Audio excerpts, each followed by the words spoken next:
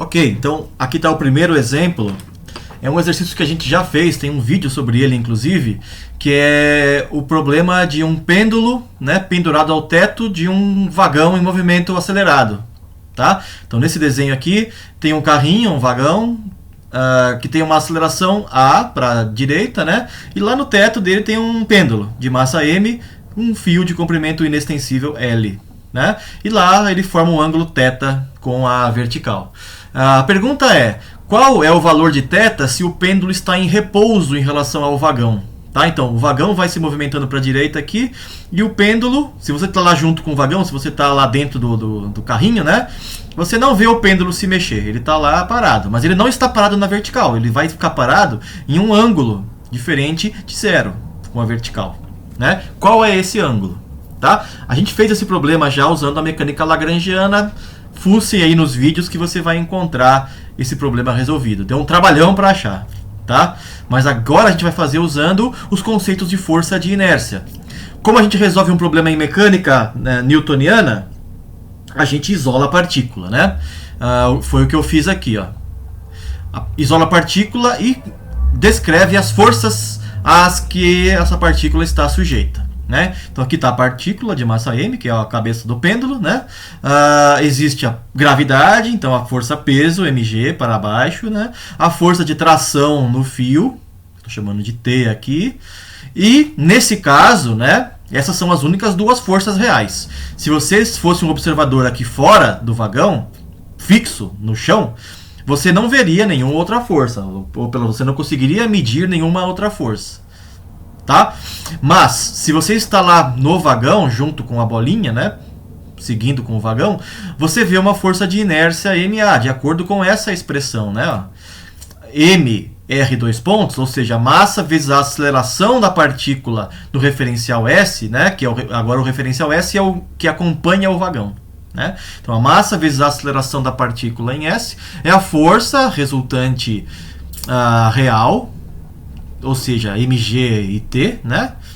Menos a força de inércia, menos ma. Veja que a aceleração do vagão é para a direita, então a orientação da força de inércia é o contrário, né? É sempre contrária à da aceleração do próprio sistema de coordenadas, né?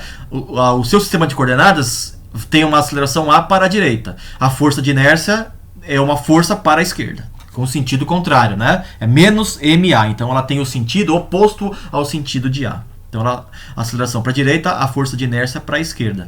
Esse daqui é o balanço das forças que agem sobre a partícula, visto a partir de S, tá? Visto por alguém que está dentro do vagão, certo?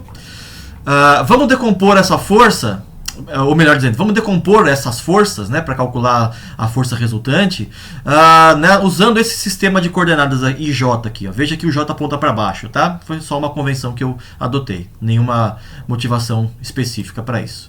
Aqui está a decomposição. Na direção X, direção I, né, a gente tem um T seno de θ, apontando para a direita, menos o MA. Tá? Supondo que o A seja um número positivo, né? Então, menos MA, então isso aqui é um número negativo porque aponta lá para a esquerda.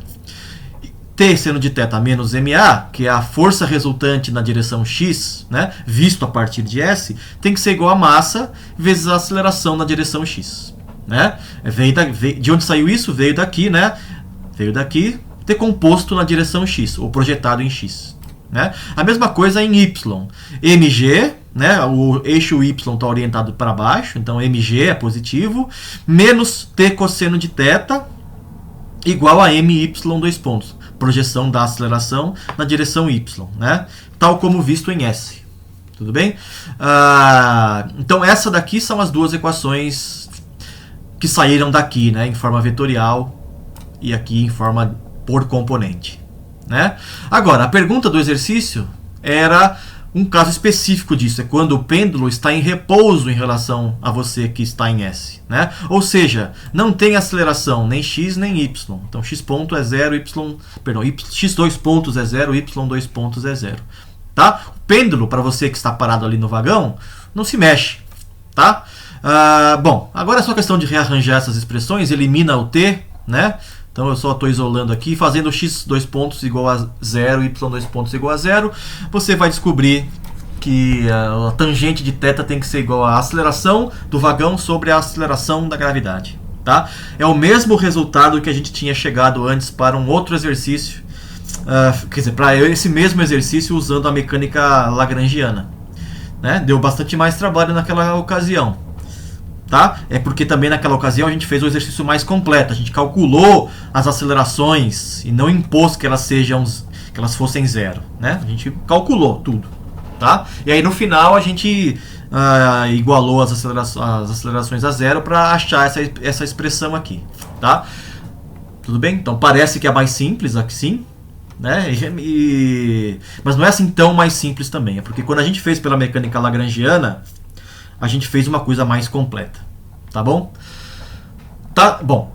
Eu recomendo vocês fazerem o seguinte: ao invés de resolver esse problema usando mecânica lagrangiana e usando o conceito de sistemas não inerciais e forças de inércia, tentem fazer esse exercício usando a mecânica newtoniana convencional, tá? Sem usar nenhuma força de inércia. Você vai ver o trabalhão que dá para fazer isso daí. Tá? É muito mais trabalhoso. Então, a introdução desses conceitos de força de inércia serve para ajudar a sua vida, para facilitar a solução de problemas, tá? Então você tem, assim, é uma questão conceitual um pouco às vezes difícil de perceber. Quando você tem um problema novo, você tem que quebrar às vezes um pouco a cabeça para entender como aplicar a força de inércia, onde ela se encontra, para que lado ela aponta. Tá? Mas uma vez você tendo entendido isso, a resolução de problemas fica muito mais fácil. Tá? Vou fazer agora um novo exercício, agora não, no próximo vídeo, tá? Para mostrar isso novamente, que a introdução de forças de inércia facilita a vida de quem está resolvendo problemas de mecânica. Tá bom? Então até o próximo vídeo.